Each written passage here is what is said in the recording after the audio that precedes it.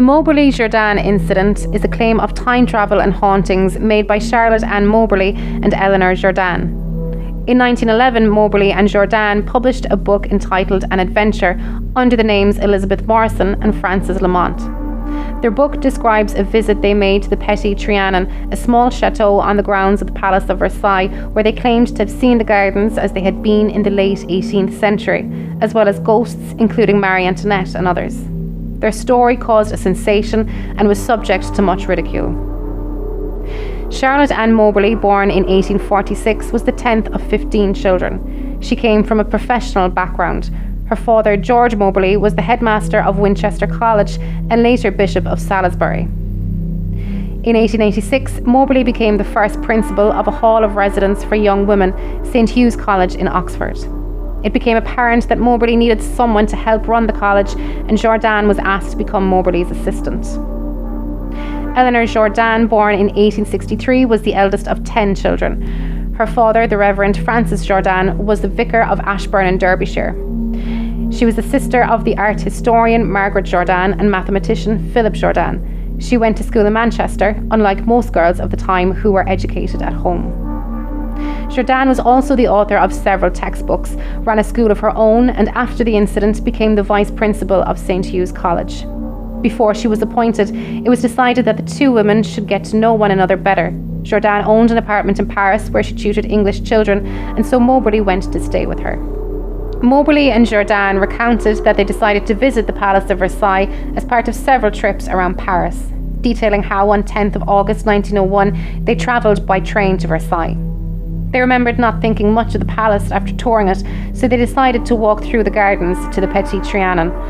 Upon reaching the Grand Trianon, they found that it was closed to the public. They recollected travelling with a guidebook, but said they became lost after missing the turn for the main avenue, Allée des Deux Trianon, and entered a lane where they bypassed their destination. Moberly reported that she noticed a woman shaking a white cloth out of a window, while Jordain recalled noticing an old deserted farmhouse, outside of which was an old plough. At this point, they described a feeling of oppression and dreariness coming over them, after which men who they thought looked like palace gardeners told them to go straight on. Moberly described the men as very dignified officials, dressed in long greyish-green coats with small three-cornered hats. Jordain recalled that she noticed a cottage with a woman holding out a jug to a girl in the doorway, describing it as a tableau vivant, a living picture, much like Madame Tussaud's waxworks. Moberly did not observe the cottage, but remembered that she had felt the atmosphere change. She wrote, "Everything suddenly looked unnatural, therefore unpleasant. Even the trees seemed to become flat and lifeless, like wood worked in tapestry. There were no effects of light and shade, and no wind stirred the trees." They reported reaching the edge of a wood close to the Temple de l'Amour and coming across a man seated behind a garden kiosk, wearing a cloak and a large shady hat. According to Moberly, his appearance was most repulsive, its expression odious. His complexion was dark and rough. Jordain noted the man slowly turned his face, which was marked by smallpox. His complexion was very dark. The expression was evil and yet unseeing, and though I did not feel that he was looking particularly at us, I felt a repugnance to going past him. They said that another man, whom they described as tall with large dark eyes and crisp curling black hair under a large sombrero hat, came up to them and showed them the way to the Petit Trianon. Moberly said she noticed a lady sketching on the grass who looked at them after they crossed a bridge to reach the gardens in the front palace. She later described the lady as wearing a light summer dress and a shady white hat with much fair hair. Moberly reported that she thought she was a tourist at first, but the dress appeared to be old-fashioned, and she came to believe that the lady was Marie Antoinette. Jordain, however, did not see the lady. At their return to the palace, they reported that they were directed around to the entrance and joined a party of other visitors. They said that after they toured the house, they had tea at the Hotel de Reservoir before returning to Jordain's apartment. According to Jordain and Moberly, neither woman mentioned the incident to one another until a week after leaving Versailles, when Moberly, in a letter to her sister about their trip, started writing about the afternoon of the Versailles incident. She reportedly asked Jordain if she thought that the Petit Trianon was haunted, and Jordain told her that she thought it was. 3 months later in Oxford, the pair said they compared their notes and decided to write separate accounts of what happened while also researching the history of the Trianon. They thought they might have seen the events that took place on the 10th of August 1792, only 6 weeks before the abolition of the French monarchy, when the Tuileries Palace in Paris was besieged and the King's Swiss guards were massacred. According to their narrative, they visited the Trianon Gardens again on several occasions, but were unable to trace the path that they took. Various landmarks, such as the kiosk and the bridge, were missing, and the grounds were full of people. Trying to come up with an explanation, they wondered if they had stumbled across a private party or an event booked that day. However, they found that nothing had been booked that afternoon. Through their research, they thought they recognised the man they reportedly saw by the kiosk as the Comte de Vaudreuil, a friend of Marie Antoinette, who herself Moberly had claimed to see. Convinced that the grounds were haunted, they decided to publish their story in a book, An Adventure, in 1911, under the pseudonyms of Elizabeth Morison and Frances Lamont. The book, containing the claim that Marie Antoinette had been encountered in 1901, caused a sensation.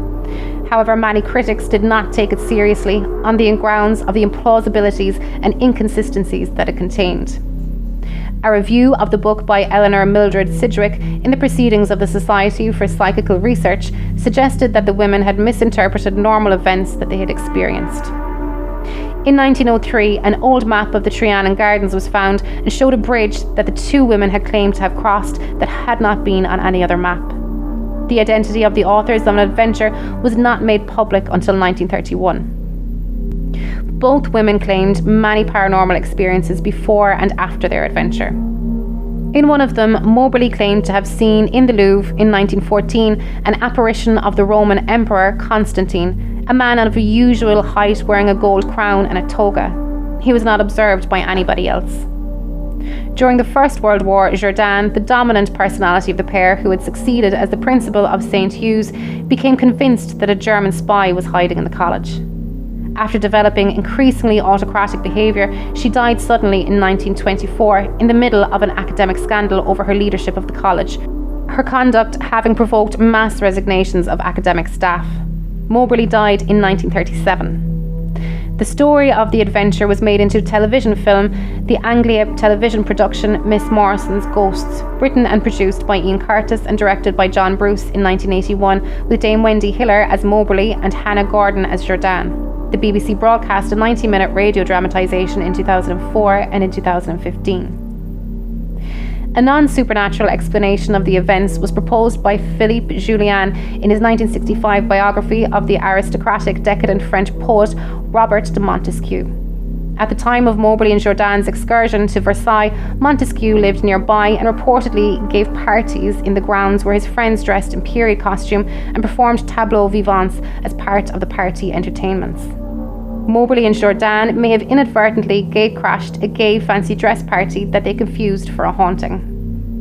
The Marie Antoinette figure could have been a society lady or a cross-dresser, the pockmarked man Montesquieu himself.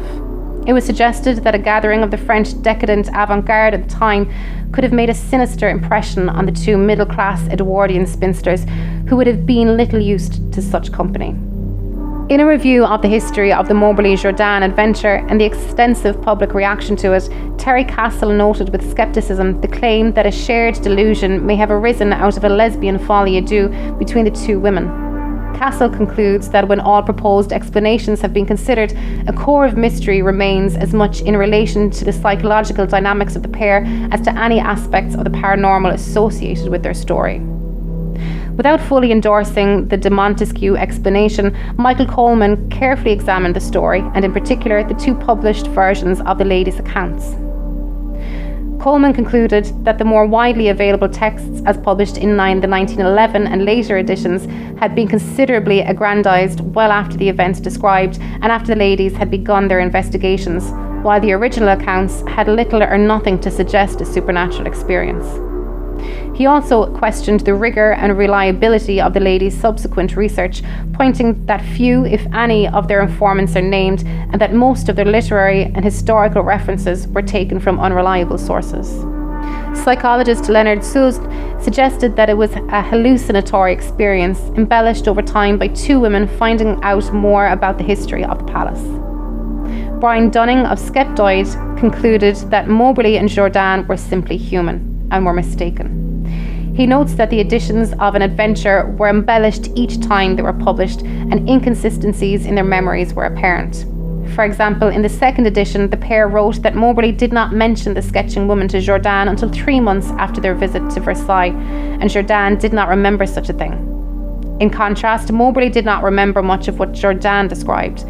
It was only after much discussion, note-sharing and historical research that Moberly and Jourdain came up with a time period as 1789 and assigned identities to a few of the characters they saw, including Marie Antoinette herself as the lady sketching on the lawn. As Moberly and Jourdain admitted that they had been lost on the vast grounds of Versailles, Dunning notes that their descriptions of footbridges and kiosks could fit any number of existing structures. Dame Joan Evans, who owned the copyright to An Adventure, accepted the Julian explanation and forbade any further editions. However, after the work came out of copyright, it was republished in 1988 as The Ghosts of Trianon, The Complete An Adventure by Thoth Publication, and again in 2008 by CreateSpace, both times crediting Moberly and Jourdain as the authors. Historian Roy Strong has noted that although the Moberly-Jourdain story has been debunked, it retained its hold in the public imagination for half a century. If you like that, then check out our Patreon, where for just $5 a month you get access to exclusive shows like Real Monsters and Playing with Bones with Amy Rose, along with early access to all our minisodes and ad-free access to the Weekend Update and It's Alive! Not convinced yet? Well, head on over now and have 7 days on us. That's a 7-day free trial for all new members. That's It's Alive Pod on Patreon. It's Alive! All the guts and go with none of the guilt. See you on Wednesdays, unless you're on Patreon when you get us all week long.